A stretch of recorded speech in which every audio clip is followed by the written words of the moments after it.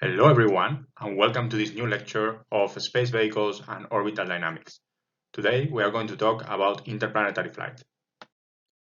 The problem of interplanetary flight is best studied, at least at a preliminary level, with the patch-conic method.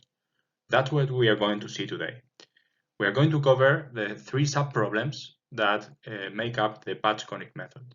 This is the heliocentric transfer, and then the departure and the arrival problems at the planets.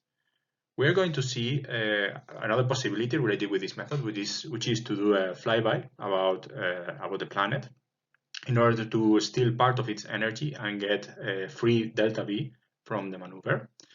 And then we are going to see how this method, which originally we're going to see only a restricted version of it, can be generalized, and how we can include tools such as the pork chop diagram.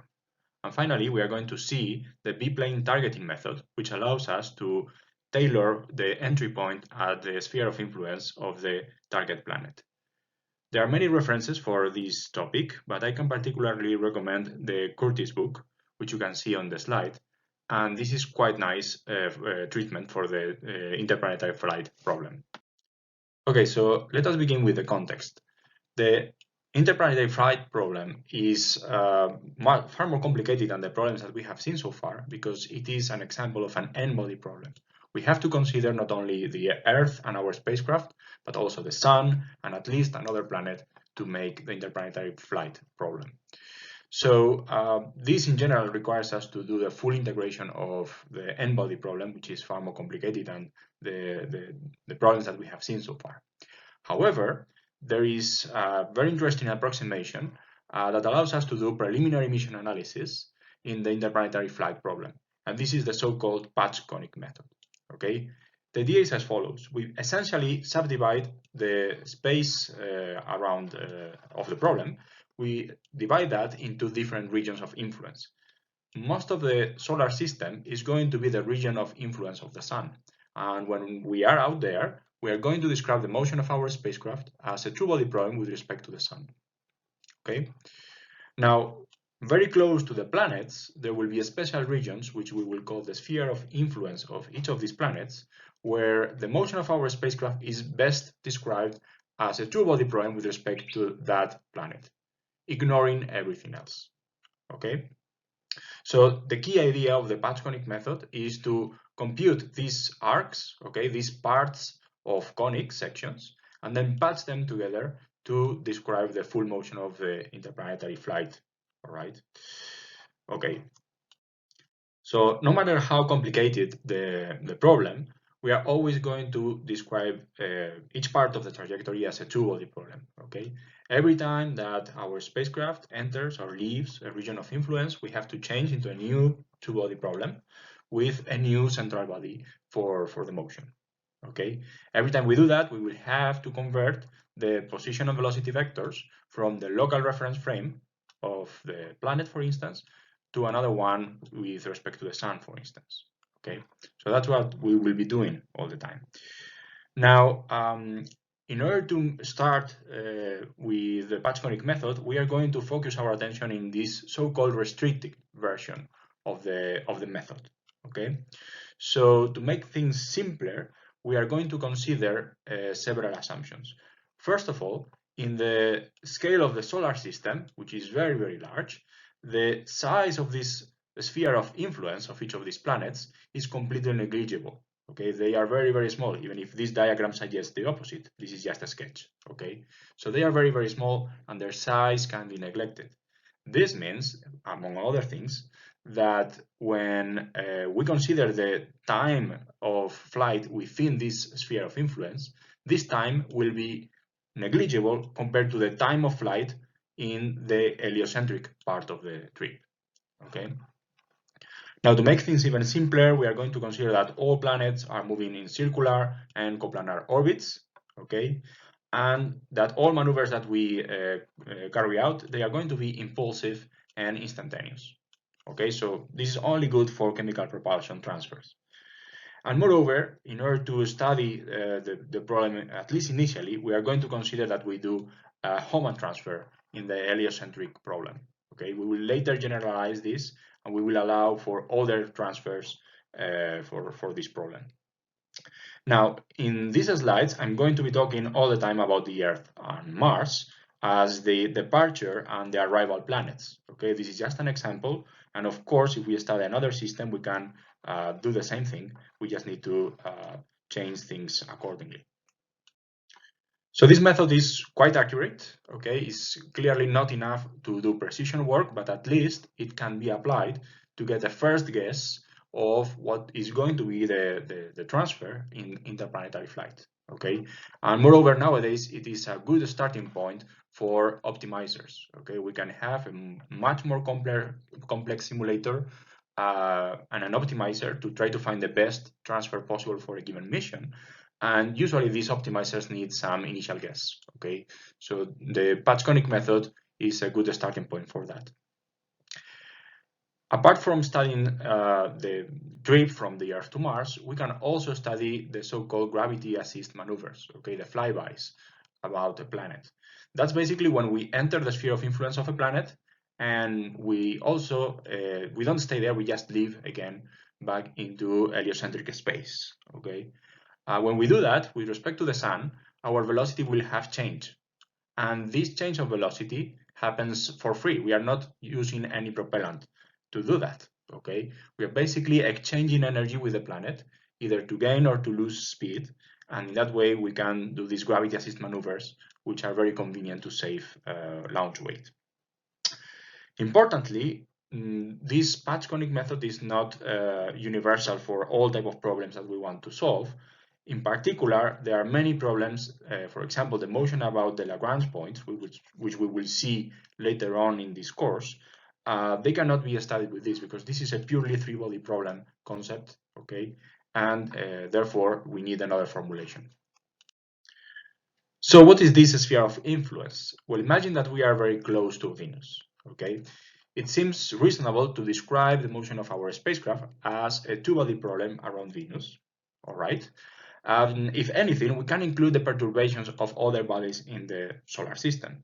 In this case, the Sun is clearly the main perturbation that we are going to experience in this problem, okay? As our distance to Venus increases, the Sun perturbation is going to become more and more important. And at some point, it will be actually more accurate to describe the motion of our spacecraft as a two-body problem about the Sun than a two-body problem about Venus, okay? And that's basically how we define the sphere of influence of a planet. We take the two-body problem formulation about the planet, and we take the acceleration of the main perturbing body, in this case the Sun, and we compare that with the acceleration, the main acceleration, so the central body acceleration.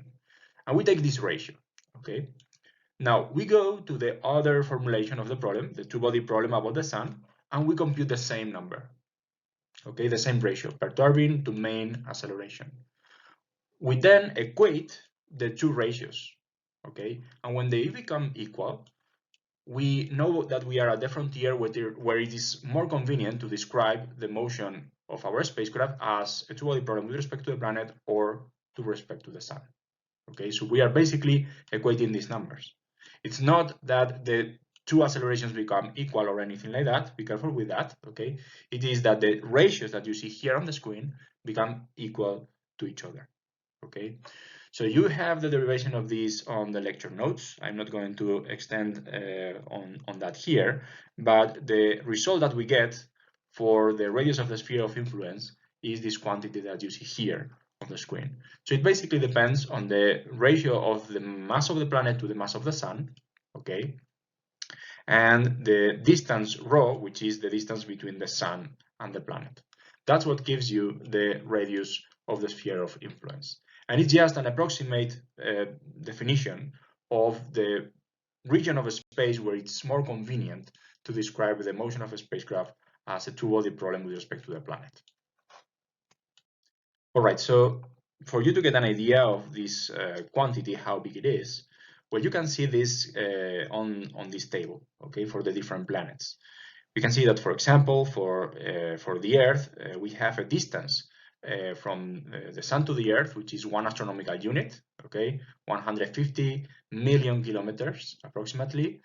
and the radius of the sphere of influence is about 1 million kilometers. Right? Those are nice numbers to remember because they are quite neat. Now, as we consider, for example, Mars, we see that Mars is much farther away than the Earth, but since its mass is smaller than the Earth's, its sphere of influence is smaller. Okay, you can see that huge planets such as Jupiter have very large spheres of influence. Okay, and as we move farther and farther away from the Sun, for example, Pluto, which is tiny, the sphere of influence is also larger, and the reason is because this distance is much larger than the distance to from the Earth to the Sun. All right, so that's it. We are going to begin with the first sub-problem of the patch conic method. We always begin with the heliocentric transfer because it sets the boundary conditions for the planetary problems. Okay, so we need to know first the solution for this problem, and then we can move on to the other two. Now, we basically study the motion about the Sun, ignoring the attraction due to the planets, okay? And we just have to consider where the planet of departure is, where the planet of arrival is going to be when we arrive there, and compute the transfer arc, okay? If we are looking at the restricted problem only, we are going to consider that the delta theta is 180 degrees and that the transfer that we do is a Hohmann transfer. Okay, this is just a simplification to get started with the patch conic method. In reality, we don't assume that. Okay, we work with the general patch conic method and we consider all possibilities and we use Lambert's algorithm to compute these transfer arcs. Okay, well, the key is going to be to find out what is the departure velocity, okay, with respect to the Sun, and the arrival velocity here, because these are going to be important pieces of information for the planetary problems. All right, so the velocities that we have to consider if we assume that this is a Hohmann transfer indeed are basically the pericentric velocity and the apocenter velocity of this transfer ellipse. Okay, and as we saw in the lecture about maneuvers, this is basically the velocity that we have at each of these points. Okay, which is actually a result from the two-body problem lecture as well. Now, the velocity of the planets, if we assume that they are moving on circular orbits, it's basically the circular velocity. So we have the velocity for the Earth and the velocity of Mars, as you can see here. Okay, if we subtract the velocities at the pericenter and apocenter, we subtract from those the velocities of the planets, we have the velocity relative to each of the planets, and that's going to be the input for the planetary problems. An important question has to do with the timing. When can we initiate our maneuver, our escape maneuver from the Earth, if we want to find Mars at the destination when we arrive there? So in order to study that problem, we have to study the phasing problem. So let us call theta Earth and theta Mars the angles that the Earth and Mars form with respect to some reference line, for example, this one here. Okay, if we know the angular rates of each of the planets, okay, the way these angles evolve with time is the one that you see here in these formulas. It's just a linear growth, all right? Now, what matters to us is not the value of these angles per se, it is the difference between these two angles, all right? So at any given instant of time, this difference is evolving with the formula that you see here. It's basically the difference between these two equations, all right? Now, from this formula, we see that everything will become periodic, everything will repeat, when t is sufficient to make this number equal to 2 pi. From there, we can define the period of this system, which is the formula you see over here. Okay, note that we have this absolute value because the delta n can be positive or negative depending on whether we go to an outer planet or to an inner planet. Okay, so this period here is what we call the synodic period, all right? And it's the time it takes for this relative phase angle to repeat, okay? All right, if we are considering Hohmann transfer, the time for travel, we know it, okay? We can compute it directly from the half of the period of the transfer ellipse, and it is the formula that you have over here. So the condition that we have to establish is the one that you see on the screen. Okay, so essentially we want that when we reach to Mars at time t2, okay, where t2 is equal to the departure time plus this transfer time, okay, we want that to be equal to the angle that we started with when we departed the Earth plus pi. Okay, so Mars will be 180 degrees after the position of the departure from the Earth. All right, so the difference will be 180 degrees for the Hohmann transfer. So once we have solved the heliocentric problem, we can move on and solve the departure and arrival problems, which are very symmetric to each other. So imagine that for departure, we start at a circular parking orbit. Okay, we are somewhere around the Earth with a radius RC. So if we want to leave and escape the attraction of the Earth, essentially we want to enter a hyperbolic trajectory. Okay, so that's what we need to accomplish to leave Earth space. Okay. When we study the planetary problems, the scale of the problem is completely different to the scale of the solar system. Okay, so we are basically zooming in and we are seeing the sphere of influence as a very, very large sphere. Okay, in the heliocentric problem, the sphere of influence was tiny. Well, now we are inside the sphere of influence and we have to consider that this is very large. This is essentially a true scale analysis, what we are doing here. So we assume that the sphere of influence is at infinity, and the velocity that we care about is the hyperbolic excess velocity, the velocity with which we will reach infinity. Okay, that is the velocity that we need to connect, the velocity that we need to patch with the velocities from the heliocentric problem. Okay. All right, so now that we know that, what we have to do is to determine the parameters of the hyperbola. So the only things that we know for the hyperbola is the velocity that we want at infinity, which has to be equal to the relative velocity for the Hohmann transfer. Okay, remember that in the heliocentric problem we were computing the absolute velocities with respect to the sun. When we subtract the velocity of the planet, then we have the relative velocities. Okay, so that's the velocity that we want to have at infinity, this v infinity here, or v1p escape hyperbola in the notes. Okay. Now, if you compute the parameters of the conic with that information and the radius of the pericenter, which has to be equal to the radius of the parking orbit, you immediately reach at these results. Okay, from the equation of the energy, you find the same major axis of the parabola, and by using the radius of the pericenter, you can also find the value of the centricity. Okay, so with that you can compute what is the value of the velocity at the pericenter.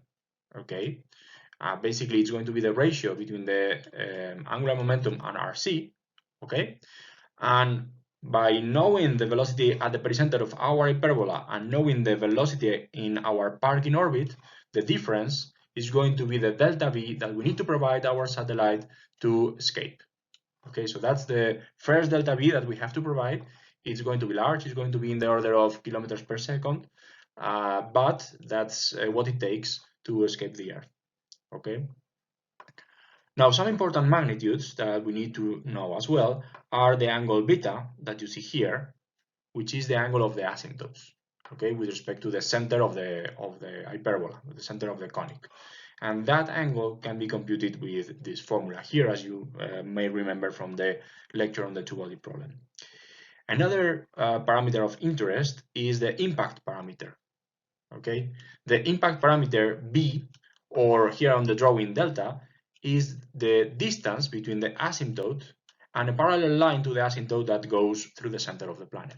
Okay, so this distance is going to be important not only for the departure problem, but especially for the arrival problem. All right, so how can we aim in which moment we switch on our rockets to enter this branch of hyperbola and escape in the right direction? Well, basically, when we are moving towards a more external planet with respect to the sun, we want to leave in the direction of motion of the Earth. Okay, so imagine that the Earth is moving in this direction. So we want to do whatever it takes to escape with an hyperbola that moves in the same direction. That way, with respect to the sun, our absolute velocity will be the sum of our hyperbolic excess velocity plus the velocity of the planet. And we can enter the Hohmann transfer far more efficiently than if we did it in the opposite direction. Okay.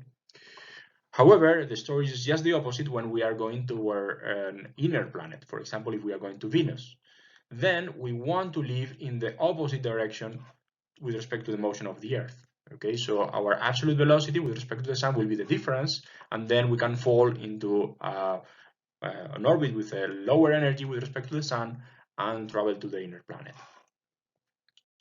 If we look at this situation in more detail, we realize that there is a full circle of possible points where our pericenter of the hyperbola, of the escape hyperbola, can be located. Okay, if we have our pericenter in those positions, we can have our asymptote parallel to the velocity of the Earth. Okay, so any of these escape hyperbolas would be a valid one to make our trip. Okay. Remember that the radius of this circle that you see here is not important in the heliocentric problem, okay? The radius of this circle and the sphere of influence are tiny in the heliocentric scale. So it doesn't really matter if we escape here or here. As long as we have the right velocity and we are parallel to the velocity of the Earth, we are going to do the Hohmann transfer just fine, okay? All right. Now, it is important to look at this circle in more detail, okay, the circle of all possible pericenters, and realize at which point exactly we can switch on our rockets, okay? And this is related and connected with the launch problem. When we launch from a location on the Earth, okay, we have to select the latitude of our launch site and also the direction of launch. We can launch towards the east or more towards the north. We have to pick a direction. Those two pieces of information are going to determine the orbital plane of our waiting orbit, our parking orbit. Okay. So essentially, the point that we have to select to do our burn is the intersection of the orbital plane that we have with this circle. Okay. So it's important that the orbital plane contains the line of abscess that you see here, okay? The line of the velocity of the Earth. Then it is possible that our orbital plane, our orbit, passes by this line, and we can have an impulse here, which is tangential to the velocity that we already have, and that's the cheapest way to do the trip.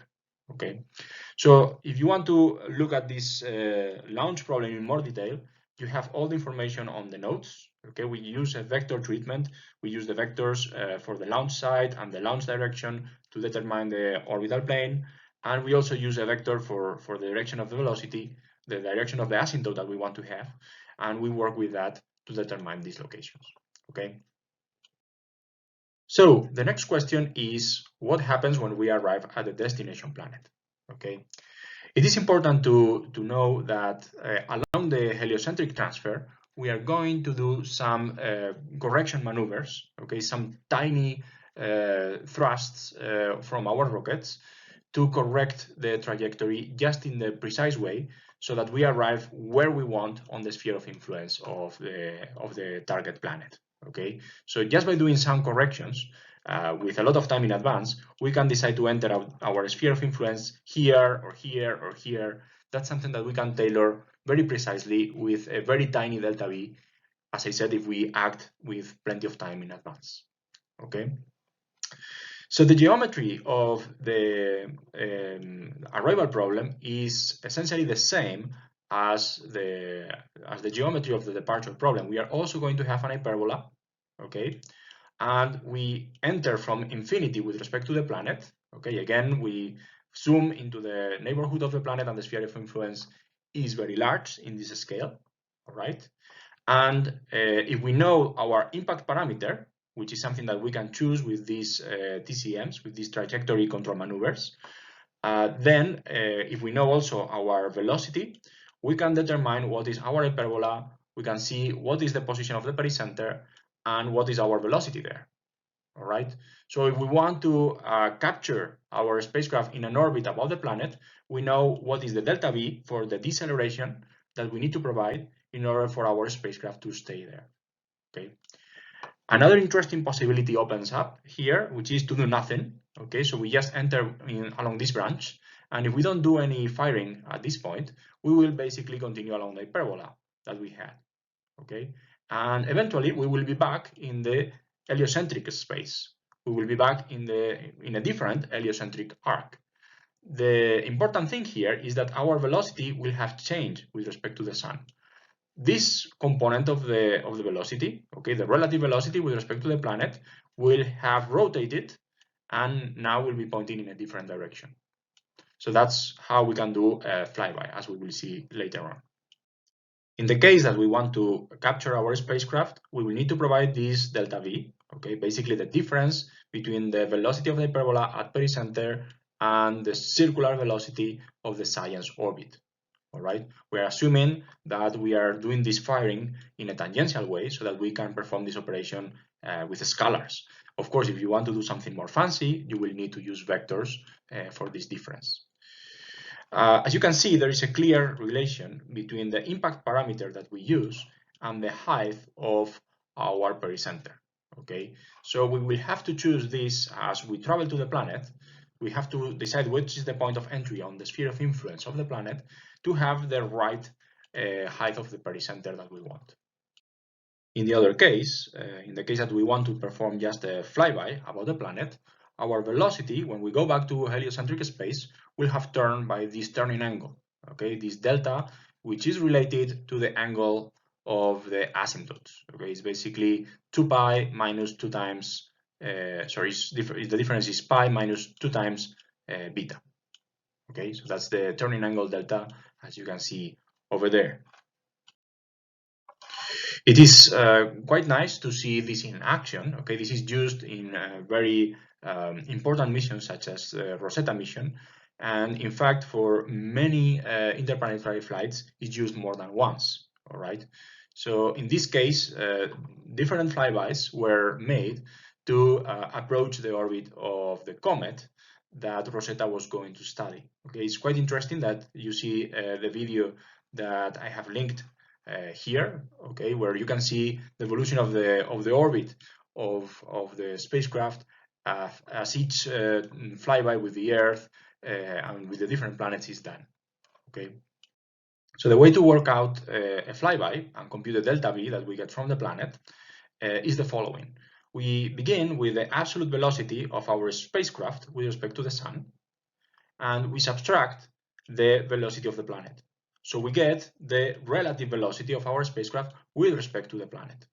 All right, that's the velocity that we need to use when we work with this hyperbola. Okay, so when we are working in the frame of the planet, we need to work with this relative velocity. We determine the hyperbola if we know the impact parameter and we know the velocity at infinity. We can determine the hyperbola just as we did with the departure problem. And we can also determine the value of beta and the value of delta. Okay, so after we perform this arc of the hyperbola and we reach again infinity, our velocity will have the same magnitude as before with respect to the planet. The magnitude will be the same as this v infinity, except that the direction of this velocity will be different, okay, by the angle delta. So to go back to our heliocentric frame, we need to take this velocity, the new one that we have, okay, the velocity at infinity at this part of the hyperbola. We have to compound that with the velocity of the planet, and the result is the new velocity with respect to the sun. Okay, so these triangles of velocities are useful to see how the velocity of our spacecraft can change with respect to the sun by using these type of maneuvers.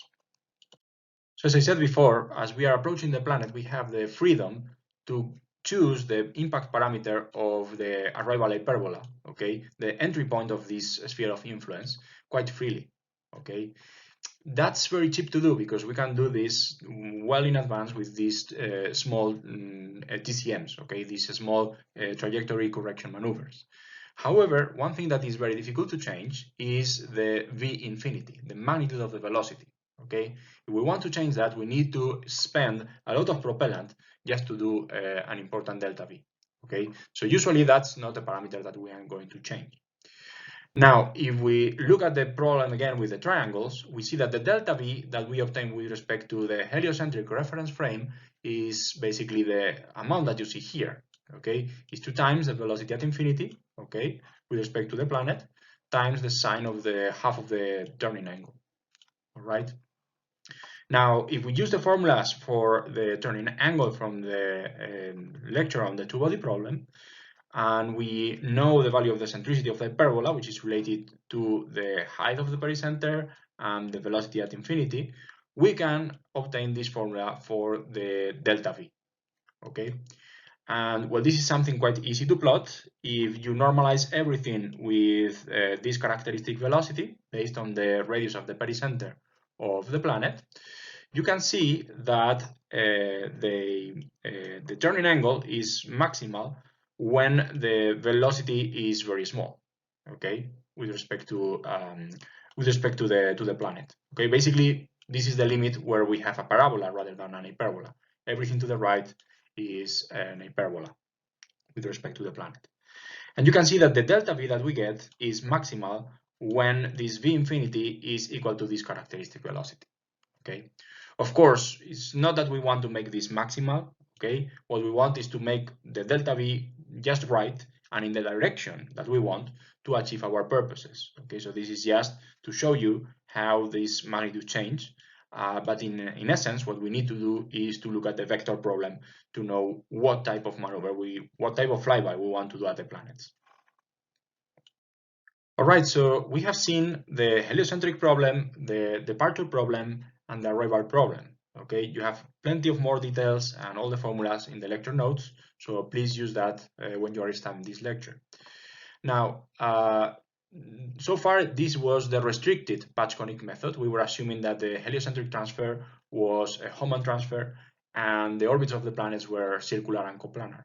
This in reality is not true, and we can choose many different types of transfer beyond the Hohmann transfer. So it's important to make this problem more general. Okay, this is what I will call the complete patch conic method, and we need to look at things a little bit differently then. Okay, the main part that changes is the heliocentric part of the problem.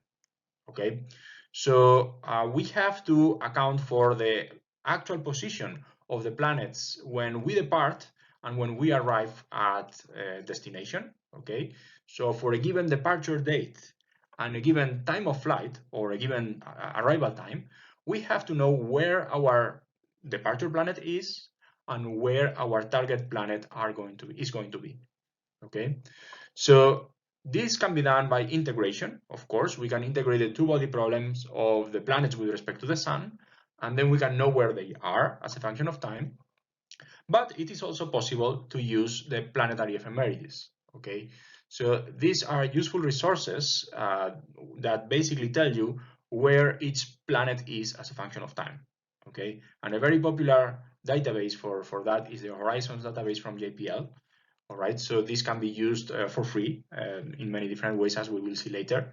So it is a quite convenient way to get the position of the planets as a function of time without needing to integrate them on top of that. Okay. So once we have the position of the planets at the departure and arrival times, we need to know the arc that we have to use. Okay. So since now this is no longer a Hohmann transfer, we need to solve Lambert's problem. All right, so Lambert's problem has to be solved, and that way we can compute the exact conic section that we have to use to do the transfer. Eventually, we could also include the size, the finite size of the sphere of influence to do a more accurate patching between the different problems, okay?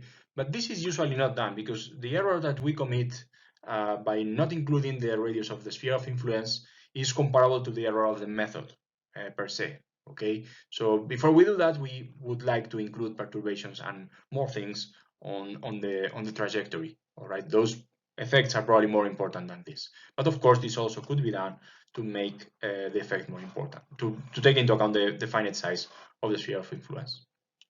So what are these ephemerides? Well, ephemerides is a fancy name for the position, velocity, or classical orbital elements of a planet or a body in general as a function of time, okay? And instants of time in astrodynamics are usually referred to as epochs, all right? So there are many different databases for ephemerides.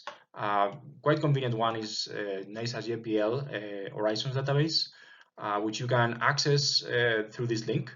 Okay, this is basically the website of the database, and there you can query different aspects of each planet, okay, or bodies. Essentially, you can access it in different ways. You can access these through a web interface using the Telnet protocol, or also using some software. For instance, NASA also provides Spice, okay, or its MATLAB version, which is MICE. And from those tools, you can also access the ephemerides, all right? There are different options that you can select to get the information from this Horizons database. Essentially, you have to select what type of data you want to get from the server. Basically, observer, this is useful for astronomers that are on the field and want to have elevation and azimuth angles and so on. You can also get vector data, position and velocity, state vector, or the orbital elements of a body. Okay. Then you define which body you want to find out the information from, the location where you are. Okay, in case you want to see the spacecraft from different locations, essentially you want to have a geocentric reference frame most of the times, okay, or a heliocentric reference frame depending on what you are doing. And actually for the planets, you want to see things from a heliocentric or a solar system barycentric reference frame, okay? You have to provide additional information such as the time span at which you want to get the data for the planet, what are the time intervals that you want to get the data of the planet, and some other pieces of information, all right? So of course you have the full documentation of this database on this link, so you can use that if you have specific questions on how to download or get some data for a particular object. So this is just an example. This is for Mars. This is the type of tables that you can download from the Horizons database. So you see that on top of getting the ephemerides, you also get a lot of information about the body, okay? You get the gravitational parameter here, the radius, the volume, and a lot of other things, okay?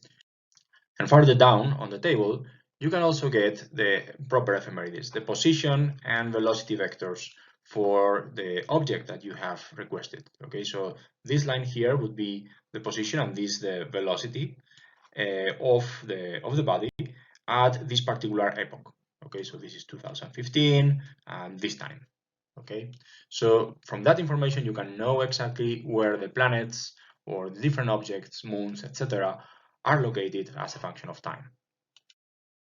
Okay, so the next thing that we want to see on this lecture are the pork chop diagrams. All right, remember from our previous lecture on initial orbit determination that we had the Lambert's problem, and as I said already there, it is a useful tool to construct these pork chop diagrams, okay, which are an essential tool to find the optimum launch window for interplanetary travel. Okay, we can plot contour levels of the cost of a particular mission for a given launch date and a given arrival date, and from that information we can select what is the best option. All right, so we will see an example in the next slide, but before that let me show you what are the steps that you need to take to create such a diagram.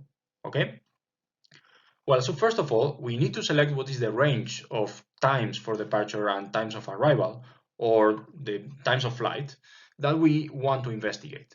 Okay, so if we are working on MATLAB, for instance, we will create a mesh of points, okay, a time mesh actually, for each possible value of the departure time and the arrival time. Okay, so we will have a mesh of points, and for each of these points we want to do the following. First, we need to know where each planet is at the initial position, okay, where the departure planet is at the initial position, and where the arrival planet is at the final time. Okay, so if we know that, we know exactly what is P1 and P2 in Lambert's problem. We know from where we want to go to where we want to go. Okay, and from that on, we can ignore the planets. We just want to go from P1 to P2, and we are solving a Lambert problem. So that's what comes next, actually. So depending on what is the delta theta that we are traveling, okay, we have to select either the short arc or the long arc, and we have to solve the Lambert problem accordingly, okay? It is important to note that for the particular case of 180 degrees, for the Lambert algorithm, you need to provide the normal vector to the orbital plane that you want to use, which in general will be the plane of the ecliptic, okay, or something very close to that. Otherwise, the orbital plane for the transfer will not be defined for the particular case of 180 degrees. So you need to provide that information to make the problem well defined. And finally, once we have solved the Lambert problem, we know exactly the conic section and the arc that we are going to use for the transfer. We need to compute the initial and final velocities of this arc, okay, with respect to the sun. So these velocities are an important input for the rest of the problem. If we subtract the planet velocities to these absolute velocities, we get the relative velocities for the departure and arrival problems. Okay, these velocities are very important, and usually the trade-off between different options for the mission is done based on these relative velocities alone. Okay, if we take these velocities and we square them, okay, and add them together, we obtain the characteristic energy C3. Okay, so this is typically what we plot in the pork chop diagrams. Another possibility, an alternative, would be, instead of computing this C3, we could solve the planetary subproblems, okay, and find out what is the total delta V that we need to provide for this mission, ignoring any small TCM, trajectory control maneuvers, that we would have to do along the way to tailor the orbit, okay? So once we have that for all the possible points of the mesh, we need to construct the contour of this C3 or this delta V, okay, whatever you choose, in the time duration grid. And when you do that, this is what you get. Okay, you get something like this, which is an example of a pork chop diagram for an Earth to Mars like transfer. Okay, there are some assumptions that have been taken here, but essentially you see that you have these contour levels and you have an optimum somewhere located within them. Okay, that's where the cost of the mission is cheapest. Okay, where the C3 is the cheapest, is the smallest. Any other point has a larger value of that. Okay, in this example, I have drawn the lines of constant delta theta. Okay, the total angle for the transfer. So the difference of the phase angle at departure and the phase angle of the target planet at arrival, taking into account the difference of time and everything. Okay, so this line here would be when the arc that we want to describe has zero angle. Okay, so clearly the solution here is very, very expensive. In fact, none of these contours that I have chosen to draw intersect that, because the cost here is much higher than these values that you see here. Okay. I have also drawn this horizontal line, which is related to the travel time for a Hohmann transfer. Okay, so this is half the period of the Hohmann ellipse. Okay, so interestingly, the intersection between the 180 lines for the delta theta and the travel time for the Hohmann transfer give you the possible Hohmann transfers. Okay, so these points here are Hohmann transfers. And for this particular problem, which I have simplified for the purpose of this lecture, those are the optima. Okay, when you do the Hohmann transfer, you get the minimum possible C3. Okay. Another interesting feature that you can see always in this type of pork chop diagrams is the repetition. Okay, if you move the figure an amount of days towards the right, the figure that you get, the pattern, is the same one. Okay, in the case of the Earth and Mars system, this time is 780 days, and this is actually the synodic period. okay, as we saw before how to compute. To conclude the lecture, I want to talk to you about the B-plane targeting method, okay, which is a method to select the TCMs, the trajectory control maneuvers, that we need to perform mid-course as we approach the target planet to enter the right position. Okay, we want to select what is the entry point in the sphere of influence of the planet to have the right orbit, the right orbital plane, and the right altitude of the pericenter. Okay. So essentially, what we need to choose is the impact parameter as a vector. All right. We want to select that in the plane perpendicular to the incoming velocity, as you can see over here. Okay. So we want to determine this vector. We have 2 degrees of freedom since it is a vector in a plane, and we have to select it to obtain the right orbit of entry. Okay, the right orbital plane and the right parameter of the pericenter, the right radius of the pericenter. So the best way to do this is to use vectors. So we are going to define the vector basis str, okay, as you can see on the drawing, as follows. Well, first, we take the vector s to be along the direction of the incoming velocity with respect to the planet. Okay, so we take that velocity, we divide it by its magnitude, and that gives us the direction s. Okay. Then, if we have the north pole direction of the planet, okay, imagine that there is some n vector here, okay, not drawn on the drawing, and we find a vector t, which is perpendicular to both s and n, okay, well, we can do that with a cross product, s cross n, okay, and that's what determines the second vector of our basis t, okay. So this is going to be the first vector of our interest, which is perpendicular to the incoming velocity. Okay, t is already perpendicular to s. Now, to get another one and to complete the basis, we are going to define r as the cross product between s and t. Okay, so basically s times t, we get something like r. Okay, notice that both t and r are perpendicular to the incoming velocity, and while t is a vector in the equator of the planet because it is perpendicular to the North Pole, r doesn't have to be in the South Pole direction. Okay, it can be anything. Now, what we want to do is to determine the b vector, okay, the impact parameter vector, which is a vector that lives in this plane, okay, the plane defined by t and r, the plane perpendicular to the incoming velocity. So, using this basis, we are going to explain the vector, okay, we are going to write it down as pr plus vt like shown, okay. And we can use spherical polar coordinates as well. Okay, so you have b and theta, the angle from t to b. Now, the value of b can be determined very easily and in a very straightforward manner if we know the radius of the pericenter that we want to achieve. Okay, so it's basically a direct function of that. The angle theta is a little bit more difficult. Okay.